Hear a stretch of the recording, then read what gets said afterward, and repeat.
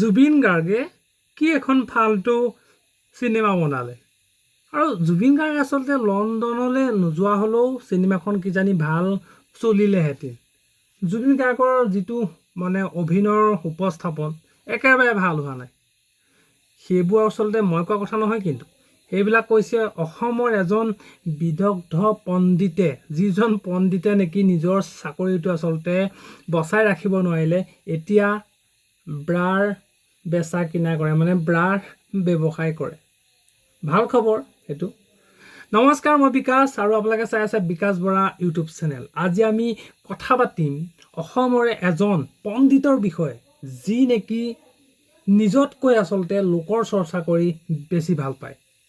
তেন্তে বলক পলম নকৰি আজি ভিডিঅ'টো আৰম্ভ কৰোঁ।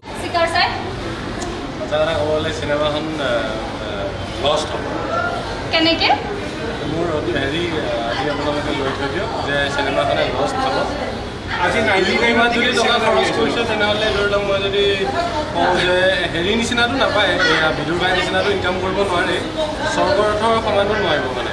আজি কিন্তু প্ৰায় 11,000 টিকেট বিক্ৰী হৈছে আজিৰ দিনটো। আৰু আজি 99 আছিলে বা জুবিন দাক চবেই ভাল পায়, জুবিন দা বুলি ক'লে চাবলৈ আহিছে। বাট ইন প্ৰেক্টিকেল যদি আপুনি আজি এনেকৈ নিউজটো বজাই লওক, টাইমত গম পাব যে চিনেমাখন জুবিনৰ এক্টিং কেনেকুৱা লাগিলে আপোনাৰ?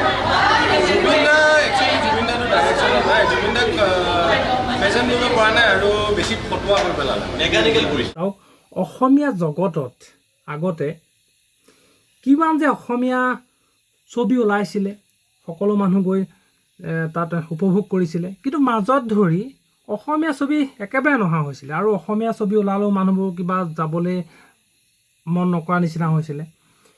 কিন্তু আজি 2-3 বছৰ 5 বছৰ মানে পৰা অসমীয়া চিনেমা ওলাই আছে, এখনৰ পিছত এখন ওলাই আছে।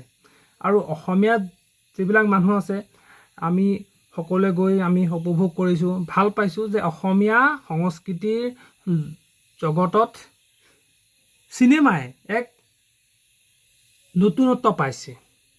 কিন্তু তাকে কিছুমানে মানে ভাল পোৱা নাই। এখন চিনেমা বনাবলৈ কিমান টকাৰ প্ৰয়োজন হয়, কিমান টকা খৰচ হয়, তাত আচলতে অভিনয় কৰা মানুহখিনি কিমান কষ্ট হয়, আৰু তাৰ পিছত এখন চিনেমা হয়গৈ। কিন্তু সেইখন চিনেমা এনেকুৱা কেইজনমান আচলতে অসমত আমাৰ পণ্ডিত আছে, যিয়ে নেকি তৎক্ষণাত আপোনাক কৈ দিব যে এখন বেয়া হৈছে চিনেমা। আৰু সেইজন পণ্ডিত হ'ল শিক্ষক চাকৰি এৰি ব্ৰাৰ ব্যৱসায় আৰম্ভ কৰা আছাম জেট। আচলতে এখেতৰ সম্পূৰ্ণ নামটো মই নাজানো বা মোৰ জানিবলৈও কোনো দৰকাৰ নাই, কাৰণ মাজত যদি তেওঁ ছোৱালী ড্ৰেছ পিন্ধি ডেন্স মাৰে, আকৌ মাজত তেওঁ ছোৱালী ব্ৰা বিষয়ে কয়, মানে সেইজন শিক্ষক হ'লনে?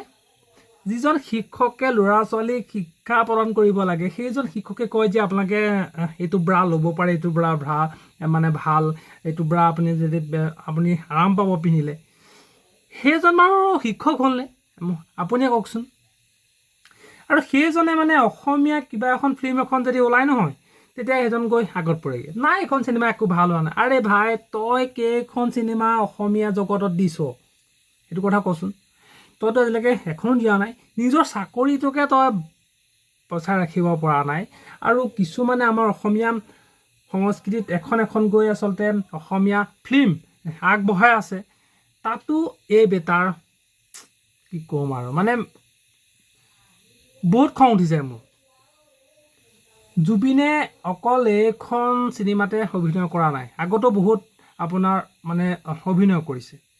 এতিয়া মেইন কথাটো হ'ল যে যিজনে চিনেমাখন পৰিচালনা কৰে, তেখেতে যদি জুবিন গাৰ্গক ভালকৈ উপস্থাপন কৰিব পৰা নাই, তেতিয়াহ'লে তেওঁ চৰিত্ৰটো কেতিয়াও আচলতে মানুহে দেখি ভাল নাপায়। সেইটো আচলতে জুবিন গাৰ্গৰ গাত অকণো দুখ নাই। কিন্তু তাকে নুবুজি আছাম জেট নামৰ এজন ইউটিউবাৰে আচলতে সেইজনে কি কৈছে যে বেয়া কৰিছে, আমুকলে নোযোৱা হ'লেও হ'লহেঁতেন, আমুক তামুক মানে ধেৰ।